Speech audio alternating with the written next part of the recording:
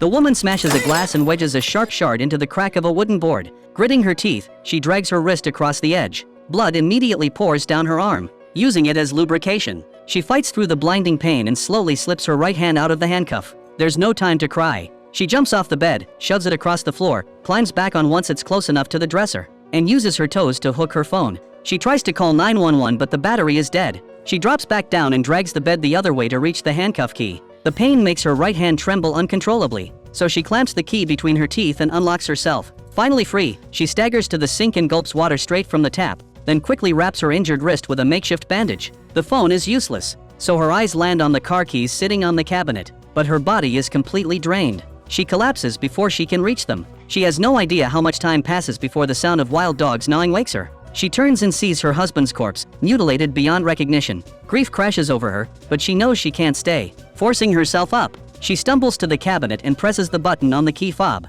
The car responds. At that moment, the dog at the doorway suddenly growls at something unseen, then bolts into the darkness. Her heart pounds. She inches toward the door. The figure is there again. To survive, she swallows her fear and walks forward, whispering to herself that it's nothing but a trick of the moonlight. When she reaches the shadowy figure, she slowly removes the diamond ring from her finger and offers it up. Then she bolts outside. Just as she's about to drive off, she thinks she sees her husband one last time. She whispers a final goodbye and floors the gas. She forces her eyes to stay open, praying she can make it just a little farther. She doesn't know how long she drives. In a daze, she glances at the rearview mirror and sees those red eyes again. Mouse.